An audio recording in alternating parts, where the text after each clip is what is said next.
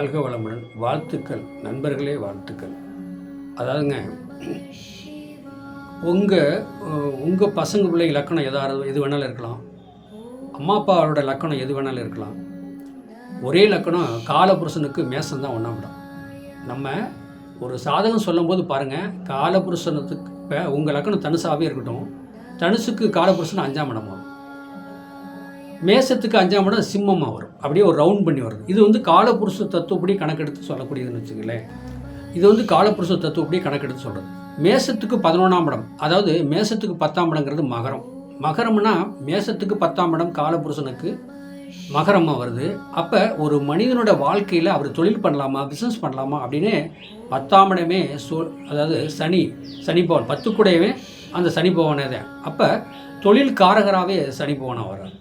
இதை மெயினாக ஒரு சாதகத்தில் தொழில் பண்ணுறவங்க, பிஸ்னஸ் பண்ணுறவங்க அதை கண்டிப்பாக கணக்கெடுக்கணும்.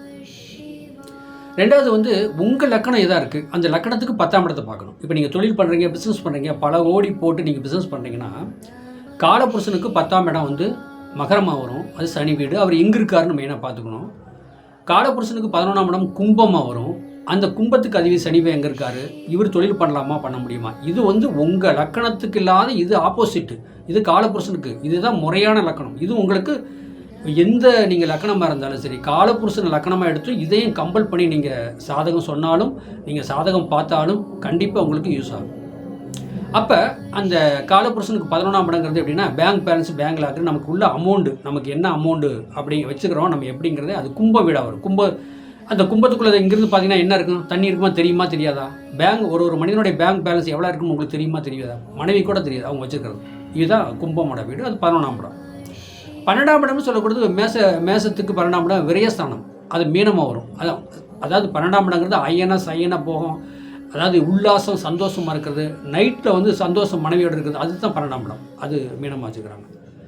இதெல்லாம் கம்பல் பண்ணிவிட்டு, இப்போ நான் ஒரு பொதுவான கருத்து என்ன சொல்கிறேன் அப்படின்னா, எந்த நீங்கள் லக்கணமாக கூட இருந்துங்க, காலபுருஷனுக்கு 10ஆம் இடங்கிறது தொழில் பண்ணோம்னா மகரமாக வரும், சனி வீடு. காலபுருஷனுக்கு 11ஆம் இடங்கிறது கும்பம், லாபஸ்தானம். எந்த தொழில் பண்ணாலும் உங்கள் லக்கணத்துக்கு 10ஆம் இடம் பார்க்கலாம், இந்த காலபுருஷனுக்கு 10ஆம் இடத்தை பார்க்கலாம். இப்போ இது ஏன் இவ்வளோ நான் உங்களுக்கு விளக்கம் சொல்லிட்டேன்னா, இதுக்கு விளக்கத்துக்கு காரணம் இருக்குங்க. அப்போ விளக்கத்துக்கு காரணம் அப்படின்னு சொன்னாலே, அதாவது கரூர் மாவட்டத்தில் வெங்கமேடு புளியாமர் சாப்பிட்டு 1 கிலோமீட்டர் கிழக்கு போங்க, மேற்கு பார்த்தா கருப்பணி இருக்கார். அந்த மேற்கு பார்த்த கருப்பணி அவர் யார் தெரியுமா? காலபுருஷன் மேசம், காலபுருஷ லக்கணம் மேசம். மேசத்துக்கு 10ஆம் இடம்னு சொல்லக்கூடியது மகரமாக வரும். மேசத்துக்கு 10ஆம் இடம் மகரம், சனி. அதை கம்பல் பண்ணி பார்க்கணும். அப்போ ஒருத்தர் தொழில் பண்ணுறீங்க, பிஸ்னஸ் பண்ணுறீங்க, சம்பாதிக்கணும்னு சொன்னால் வெங்கமேடு புளியாமர் சாப்பிட்டு 1 கிலோமீட்டர் கிழக்கு போனால் 30 அடி உயரத்தில் கருப்பணி, மேற்கு பார்த்த கருப்பணி இருக்கார். உங்களுக்கு ரூட்டு தெரியலனா கூட கரூர் பஸ்ஸால் இறங்க, மினி பஸ் இருக்குது, சேரோட்டா இருக்குது. நீங்கள் கேட்கலாம், புளியாமர் சாப்பில் இறங்கிங்க 1 கிலோமீட்டர் கிழக்கு போகணுமா, கருப்பனை இருக்காருன்னு சொல்கிறாங்க. ஒரு சோசியர் பி மணிவேல் சோசியர் சொன்னார், ராயன் ஒரு கரூர் இருக்காரு அப்படின்னு கேட்டிங்கன்னா அவங்க விளக்கம் சொல்லுவாங்க. நீங்கள் ஒன்றும் இல்லைங்க, மொத போகும்போது 3 எலுமிச்சம்பழம், 3 சுருட்டு, 3 சூடம் வாங்கிட்டு போங்க. வெளியில் வேல் இருக்கும், அந்த வேலுக்கிட்ட 2 சுருட்டை பற்ற வச்சுருங்க. உங்கள் தொழில், பசங்க பிள்ளைங்க படிப்பு, கல்வி சம்மந்தப்பட்டது எல்லாமே அதை நீங்கள் சொல்லிக்கிட்டே, உள்ள கற்பனை இருப்பார், வெளியே வேலுக்கிட்ட நீங்கள் அப்படியே கையில் நசிக்கிட்டே பூரா உங்கள் குறைகிற பூரா சொல்லிவிட்டு வேலில் குத்திடுங்க. அந்த வெளியில் வேலுக்கிட்ட கீழே சட்டி இருக்கும், சுருட்டு பற்ற வச்சுருங்க. சுருட்டை நல்லா பிச்சு வச்சு சூட வச்சு படுத்துங்க. அப்போ தான் கருப்பண்ணுக்கு புகை போகணுங்க.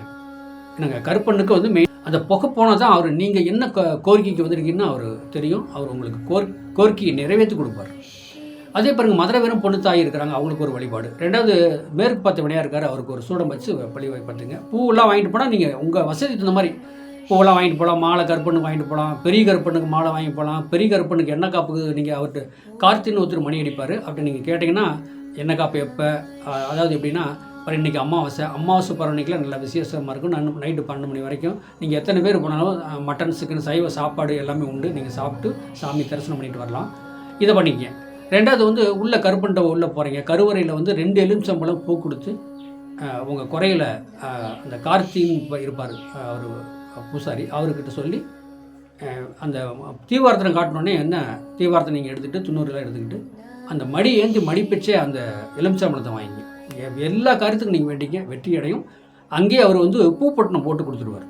சரி, அதை முடிச்சுட்டு பெரிய கருப்பனை பின்னாடி இருக்கார், அங்கே போய் ஒரு சுருட்டை பற்ற வச்சுட்டு ஒரு எலுமிச்சம்பழம் அங்கே போய் மேலே கோயிலெல்லாம் மேலே ஏறக்கூடாது, அந்த சிலையில் மேலே ஏறக்கூடாது, கீழே நின்று நீங்கள் வழிபடுத்து சுற்றி நீங்கள் அந்த பெரிய கருப்பன்ட்ட கேட்டுங்க, 30 அடி கருப்பன்ட்ட எனக்கு உங்களை குறைபுற சொல்லுங்கள். 11ஆம் இடம் லாபஸ்தானம், எனக்கு வருமானம் வரும், குடும்பத்தில் ஒற்றுமை வேணும், எந்த குறைகளாக இருந்தாலும் நீங்கள் அந்த மேற்கு பார்த்த கருப்புன்னு சொல்லுங்கள். இவர் காலபுருஷனுக்கு 11ஆம் இடம். தமிழ்நாட்டில் மட்டும் இல்லை, எந்த ஸ்டேட்டு மட்டும் இல்லை, எந்த நாட்டுக்காரங்களும் இந்த மேற்கு பார்த்த கருப்பன் சாமியை வழிபட வச்சிங்கன்னா நீங்கள் வாழ்க்கையில் ஜெயிக்கலாம். சுருக்கமாக சொன்னப்போ அந்த மேற்கு பார்த்த கருப்பனை நீங்கள் பிடிங்க. காலபுருஷனுக்கு 11ஆம் இடம், தொழில் பண்ணுறவங்க 10ஆம் இடம் வர்றாரு. 10ஆம் இடங்கிறது தெற்கு பார்த்த கருப்பனை, 11ஆம் இடங்கிறது மேற்கு பார்த்த கருப்பனை. நல்லா புரிஞ்சுங்க. இதை வழிபாடு வச்சுட்டு வாங்க, உங்களுக்கு ஈஸியான ரூட்டு என்னங்க. இதை வழிபாடு வச்சிங்கன்னா கண்டிப்பாக 11ஆம் இடம் ஜெயிக்கும். அதாவது என்ன சொல்கிறேன் அப்படின்னா, இந்த இது நான் நிறைய வீடியோவில் சொல்லிக்கிறேன் கருப்பனை பற்றி. ஒரு தடவை நீங்கள் வந்து பாருங்கள், எந்த ஊராக இருந்தாலும் சரி. கரூர் பஸ்ஸில் இருக்குன்னா உங்களுக்கு மினி பஸ் இருக்குது, சேராட்டம் இருக்குது. டக்குன்னு போய் புளியாமர சாப்பில் இறங்குறீங்க, அங்கே எலுமிச்சம்பளம் அங்கேயே இருக்குது, நீங்கள் எங்கே வாங்கிக்கலாம். கடை அங்கேயே கோயிலே கடை இருக்குது. அதான் வெள்ளிக்கிழமை அமாவாசை போகும்போது அவர் கடையில் வச்சு கடை வச்சுருப்பார், எலுமிச்சம்பளம் எல்லாமே வச்சுருப்பார்.